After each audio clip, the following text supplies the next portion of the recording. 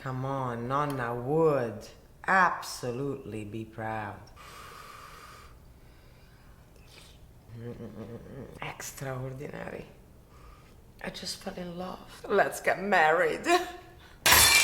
Ingredients. This week I want to reinvent a very old, traditional Southern Italian soup that is made during the holidays. It is your classic wedding soup. Beloved by many people all over the world because it is a traditional, customary grandma soup. It's earthy. It is full in nutritional values, it's warm, it's celebratory, and they call it the wedding soup for a reason. Why?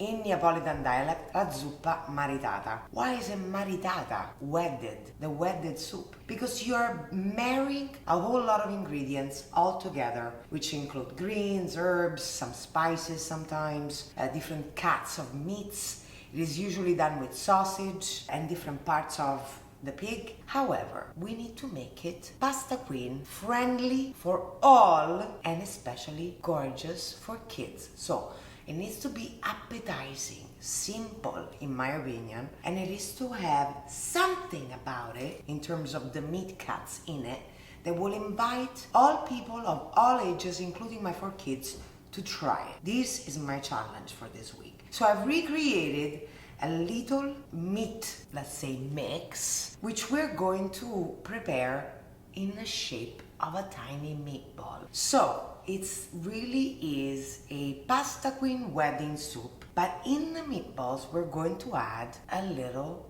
potato. So they're gonna be soft, gorgeous, a little like, sweeter, more delicate, and I'm pretty certain my kids are going to absolutely love it. So let's make it. It's actually simpler than it looks. Customarily, my grandmother and grandmothers would have put pork meat. Today, we are not using that. My kids are not so fond, so that's why I've created a meatball that I am absolutely certain they will devour. This is beef, boiled Yukon Gold potato, breadcrumbs, parmigiano reggiano, egg, salt, pepper, and parsley. Super easy.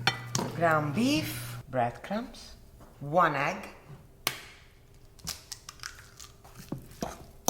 parmigiano reggiano, a little parsley,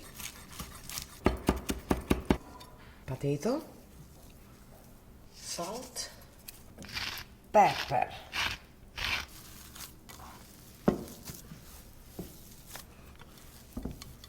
These meatballs you want to make tiny, like little tiny bite size. And we're going to obviously try to make them all the same, but it's kind of nice that sometimes you can tell they were made with love by hand. They're a little bit unique, each one of them. But look, I want to show you my hand versus the meatball. You see? And on you go until you've rolled them out. Set them aside, of course, and then I'll show you the perfect base for the soup. Now remember, these are going in a soup and in a broth, so you want to make sure that they're super compacted and round and no cracks in it. The more cracks in the little meatball and the more chances there are of it opening in the broth cooking process. You see this little crack here? You don't want that. So massage until smooth. Nice. Love this food. All of us. The kids are going to be mind blown. Now we set them aside and we continue.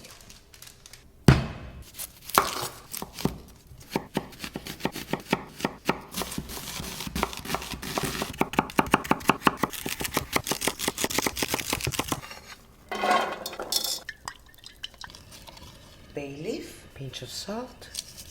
It's a little bit of an inspiration from the matzo ball soups that I've had since being in the US and my Nonna Carmelina's wedded soup. You do not want to create a soup that is like a horror movie with a pork foot floating inside. You know, those are like 150-year-old ways of making it, where they had any scraps was good as gold. Now, for the kids nowadays, it might be a bit of a put off to have a floating pork foot into your broth. So we're going to make it kid-friendly, PG-13, and nobody needs to be scared about your grandmother's soup anymore, okay? I'm here to save you.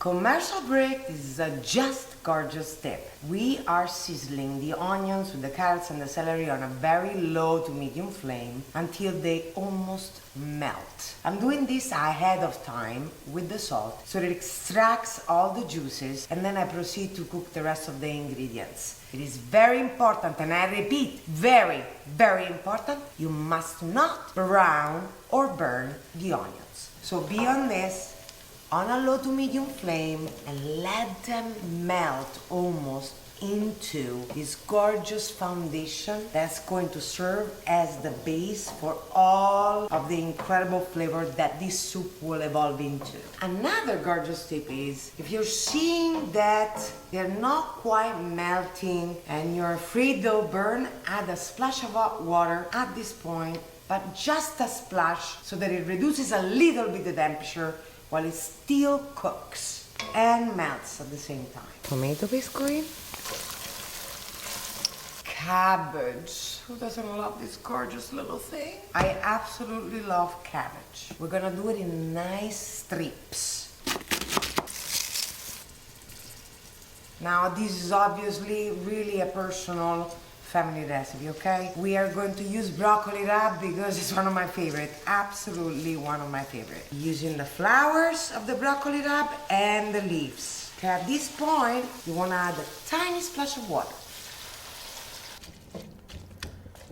Now, a typical green is the escarole greens. Very good, packed with nutrition. You can either use this, spinach, kale, black kale. There's so many different families of leafy greens. A little escarole.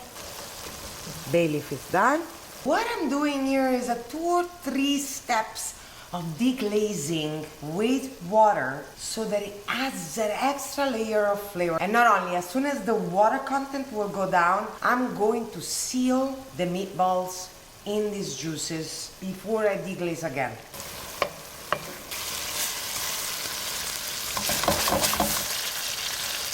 See what we're doing here? We're kind of giving it a light glaze. We're glazing them while we're sealing the meatballs all together. The meatballs are absorbing and cooking in the juices. The veggies are getting a little glazed, just ever so slightly, like a mild tan at the beach. I want to feel a little stickiness before I go with the water and create that broth. You see this brown? That's gonna go and melt in the soup once you add the water. All of the sides that had that nice glazed bits of meat and veggies and everything we put in, now they're going to sink into the broth and it's gonna melt all into one. Not touch it for a few minutes. Let us do its thing.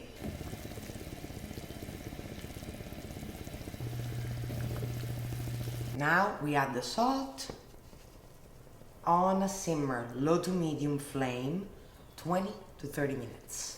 Gorgeous tip alert. This is an old way of not wasting nothing. Okay, imagine, 100 years ago. Nonnas used to bake the bread at home, exchange it with the neighbors. Now 3, 4, 5, even a week goes by, and now you have brick solid sourdough bread. What do we do with it? So many things. You can use it in dessert, but one of my most favorite things is chop it up into these thick cubes. Toss it before the soup goes in. They float up, they melt almost. Instead of pasta, let's use the old bread so that we don't waste absolutely anything.